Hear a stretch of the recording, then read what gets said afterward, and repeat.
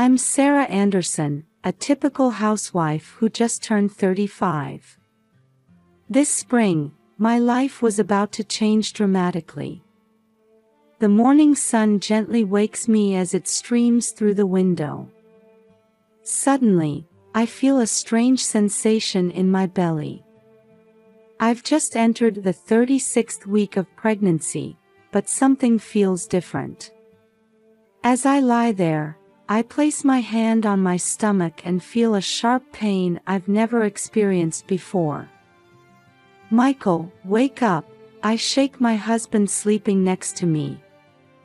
"My stomach, it hurts." Michael slowly sits up, rubbing his eyes. "Are you okay? We still have time before the due date, don't we?" His words reassure me a little, but the pain doesn't subside. But something's different. Maybe we should go to the hospital. Michael looks at the clock with a slightly troubled expression. "I have an important meeting today. Can we wait a bit longer and see how it goes?" I hesitate but decide to follow his suggestion. "All right. But I'll call you if the pain gets worse." Michael hurriedly gets ready and leaves with a kiss on my cheek. Left alone at home, I spend time battling pain and anxiety. Past noon, the pain becomes unbearable. I try calling Michael, but he doesn't answer as he's in a meeting. With no other choice, I call a taxi and head to the nearest hospital alone. At the hospital, I'm immediately guided to the obstetrics examination room. Dr. Brown examines me and looks surprised. "Mrs. Anderson, the baby is about to be born. Let's move you to the delivery room right away." I tremble with shock and fear. But it's too early. And my husband isn't here. Dr. Brown gently takes my hand. "It's going to be all right. We'll support you fully. We'll contact your husband too." As I move to the delivery room, nurses busily start preparations. Amidst the pain and anxiety clouding my mind, I desperately try to remember the breathing techniques. "That's it, deep breaths. You're doing great," a nurse's voice brings me back to reality. Fighting through contractions, I desperately try to push the baby out. Sweat blurs my vision. I lose all sense of time, with only pain dominating my world. Then suddenly, a baby's cry fills the room. "Congratulations, it's a girl." I hear Dr. Brown's voice. Tears of relief and joy overflow. A nurse wipes the baby clean and places her on my chest. As I hold this small, warm life, all the pain seems to vanish like a lie. "Hello, my angel," I whisper to the baby. The nurse lifts the baby to weigh her. 2,800 grams. That's a good weight for a premature baby. I smile and hold the baby's tiny hand. That's when I notice a small birthmark on the sole of her right foot. "Oh, this birthmark." The nurse takes a look. "Ah, that birthmark. Don't worry. It's likely congenital. It'll be a unique feature of your child." I nod, relieved. Then I notice another small mole on her right shoulder. There's a mole on her right shoulder too. Yes, I see. But this is also nothing to worry about. It's rather cute, actually. The nurse smiles kindly. Exhausted and overwhelmed with happiness, my consciousness starts to fade. Before closing my eyes, I search for Michael, but he's nowhere to be seen. Ma'am, please rest now. We'll take good care of the baby. With the nurse's words, I drift into a deep sleep. When I wake up, I find myself in a hospital bed. It's dusk outside, and I'm not sure how long I've been asleep. Sarah, you're awake. I turn towards Michael's voice and see him sitting in a chair, watching me. However, his expression isn't one of joy. Michael, the baby? I ask weakly. Michael takes a deep breath and holds my hand. Sarah, please stay calm and listen. My heart starts racing. What happened? Is the baby all right? Michael lowers his eyes and begins speaking in a heavy tone. The baby died shortly after birth. With those words, my world crumbles. No, that can't be true. I heard the baby cry. I even held her. Sarah, you were in shock right after the delivery. The doctor told me. The baby's lungs were underdeveloped. I shake my head vigorously. No. My baby was healthy. She had a birthmark on her foot and a mole on her shoulder. The nurse saw them too. Michael looks at me with sad eyes. Sarah, that was a dream. The baby is gone. I break down in tears. Michael embraces me, but in his arms, all I can do is call out my child's name over and over. My mind is in chaos, my heart feels torn apart. I can no longer distinguish between reality and nightmare. Only the absence of the small life that should be in my arms feels cruelly real. 3 days have passed since we lost the baby. My heart is sunk in deep sorrow. The baby items we had prepared silently tell the story of our loss. Michael is hardly home, immersing himself in work. Perhaps it's his way of expressing grief. This morning too, I wake up with a heavy heart. The morning sun streaming through the window, which once heralded the hopeful start of a new day, now holds no meaning. I drag myself out of bed and head to the kitchen. While brewing coffee, my eyes fall on the baby's bottle, and I feel my chest tighten again. Why? I whisper softly. Suddenly, the phone rings. It's an unknown number, but thinking it might be the hospital, I hurriedly answer. Hello, this is Sarah Anderson. Mrs. Anderson, this is Nurse Linda from St. Mary's Hospital. Don't leave the baby behind. For a moment, I'm at a loss for words. What do you mean? Today's your discharge day, right? Don't leave the baby behind. I'll report to the police if you do. Confused, I managed to squeeze out some words. But, my baby died 3 days ago. What are you talking about? The baby is fine.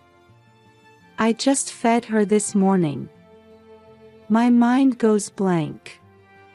Is this some kind of mistake, or? I'm sorry, let me confirm again.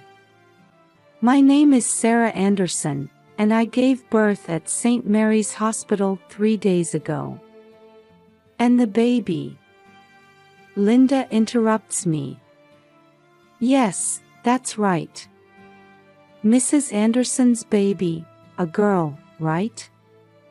She's sleeping soundly in the nursery right now. My hand starts to shake.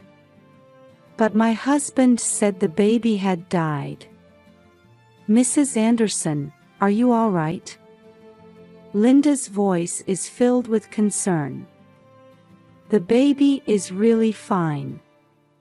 Can you come here right away? Yes, I'm coming right now. After hanging up, I quickly change clothes and grab my bag. My mind is in turmoil, but one thing is certain, I need to know the truth. As I take a taxi to the hospital, my heart keeps pounding. If the baby is really alive, but why did Michael lie? Arriving at the hospital, I bypass the reception and jump into the elevator. When I reach the floor with the nursery, I rush down the hallway. As I stop in front of the nursery, a nurse who looks like Linda notices me and approaches with a smile. Mrs. Anderson, we've been waiting for you. This way. Linda leads me to the back of the room. There are small beds lined up. She stops in front of one of them and says gently, "Here she is. Your baby." With trembling hands, I gently pull back the blanket.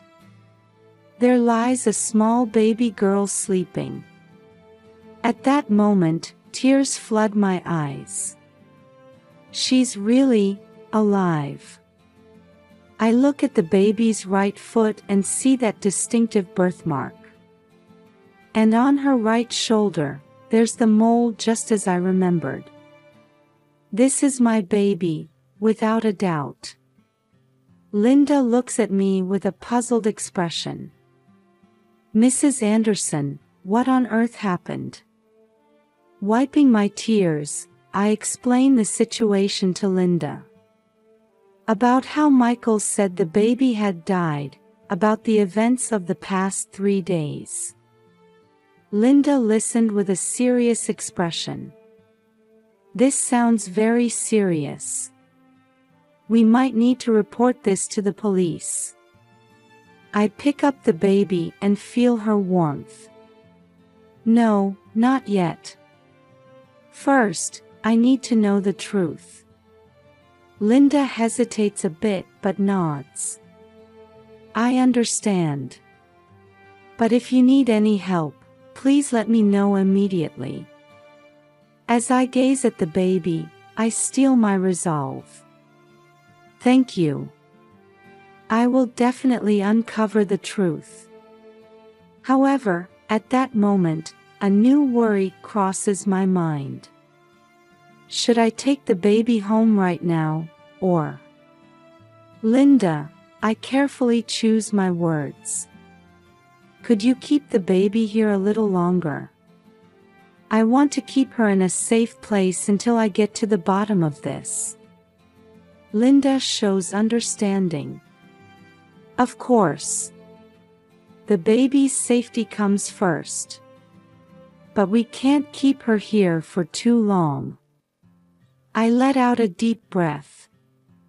I understand. I'll resolve everything as quickly as possible. As I leave the hospital, anger and determination swirl in my heart. I will demand explanations from Michael and anyone else involved. And I will protect my baby at all costs. As I get into a taxi, I take a deep breath. I can't even imagine how difficult the journey to uncover the truth will be. But for this small life, I'm prepared to fight to the end. Upon returning home from the hospital, Michael rushed into the living room looking flustered. "Sarah, where have you been?" I was worried. I answered, trying to appear calm. "Just went out for a bit." A momentary confusion crossed Michael's face. "I see, where to?"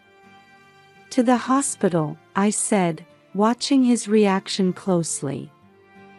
Michael's face turned pale. Why? Are you feeling unwell? Yes, a little, I answered vaguely. But I'm fine.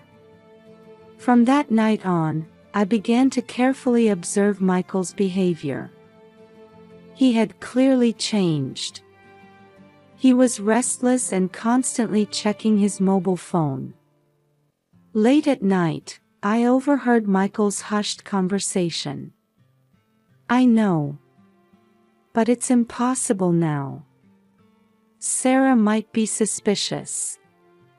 Anger welled up in my chest. Who is he talking to? What is he hiding? The next day, I called Emily, my colleague and close friend. Emily, I need to talk. Can we meet? We met at a cafe and sat at a quiet corner table. I confided everything to her. About the baby, Michael's lies, and his suspicious behavior. Emily listened with a serious expression. Sarah, this is serious. Is there anything I can do? Yes, I hesitated a bit but continued. Could you investigate Michael's actions? There's only so much I can do. Emily nodded without hesitation.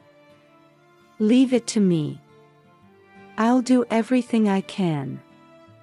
From that day on, Emily began to secretly investigate Michael's actions. I decided to maintain a calm facade until I uncovered the truth. A week after Emily's investigation began, I received an urgent call from her. Sarah, I have important information.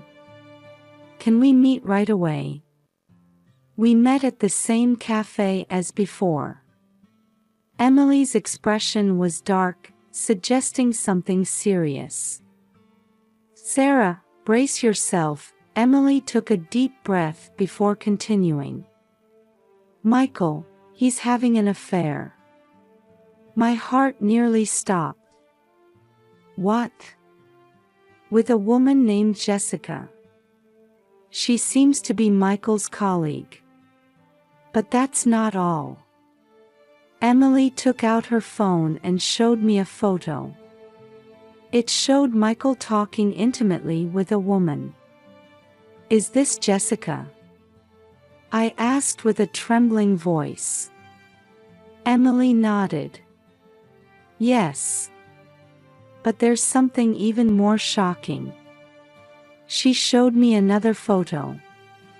There was a familiar figure in it. Is that Michael's mother? Yes.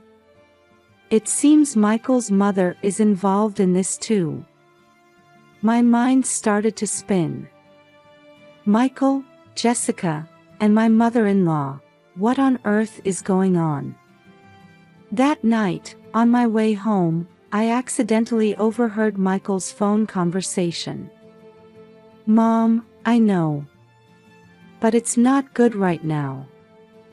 Sarah might have noticed something. Jessica is getting impatient too. But I need a little more time. All the pieces started to fall into place in my mind. Michael, Jessica, and my mother-in-law, they're conspiring together. And at the center of it all is my baby. The next day, I met with Emily again and shared the new information. Combining her investigation with the conversation I overheard, a terrifying truth emerged. Michael and Jessica were having an affair, and Jessica wanted a child. However, for some reason, she couldn't have one herself. So they planned to take my baby and raise it as Jessica's child. My mother-in-law knew about the plan and was cooperating. She had never liked me much. She probably wanted a more suitable woman for her son, namely, Jessica. But why did they return the baby to the hospital? I asked, confused. Emily said thoughtfully, perhaps out of guilt or fear of being discovered. But it seems they haven't given up yet. I sighed deeply. I can't believe it, my family was trying to steal my baby. Emily squeezed my hand. Sarah, what are you going to do now? I answered with determination, I'm going to expose the truth. And get my baby back. At this moment, I realized I was about to face the most difficult battle of my life. But to protect my child, I was ready to overcome any obstacle. Now that we knew the truth, Emily and I began to collect evidence in earnest. We started investigating Michael's computer and smartphone during his absence. Sarah, look at this, Emily pointed to Michael's email. There were arrangements for secret meetings with Jessica. With a heavy heart but trying to stay calm, I asked, anything else? Emily checked the call records and discovered frequent communications between Jessica and my mother-in-law. This is clearly suspicious. Next, we started investigating Jessica's background. We found her social media accounts and, scrolling through her past posts, uncovered a shocking fact. Sarah, look at this, Emily pointed at the screen. There was a post indicating that Jessica had been undergoing fertility treatment. So that's why she wanted my baby. I choked on my words, and Emily gently placed her hand on mine. We also investigated my mother-in-law's past. We were able to get testimonies from neighbors and family acquaintances that she had tried to drive away her son's girlfriends in the past. She's really a scary person, I said with a trembling voice. Finally, we prepared the decisive evidence, photos of the baby's distinctive birthmarks taken at the hospital. With this, I can prove without a doubt that this child is my baby. Emily hugged my shoulders. Sarah, we've gathered enough evidence. Now it's time to confront them. I took a deep breath and steeled my resolve. Yes, it's time to reveal the truth. The day after gathering the evidence, I made a decision. I decided to summon Michael, Jessica, and my mother-in-law to our home. Did something happen? Michael asked anxiously. Yes, I have something important to discuss, I answered, trying to appear calm. Soon after, Jessica and my mother-in-law arrived. The three of them gathered in the living room, their expressions clearly showing agitation. I have something I want to ask all of you, I began quietly but firmly. Sarah, what's this about? Michael asked nervously. It's about my baby. At these words, the faces of all three turned pale. What do you mean? My mother-in-law asked in a cold voice. The baby is alive. I confirmed it at the hospital. Jessica suddenly stood up. That's a lie. That child is. My child, I interrupted her. The baby you all tried to steal from me. A heavy silence fell over the room. Sarah, calm down, Michael tried to placate me. You're confused. The ones who are confused are you, I replied calmly. I know everything.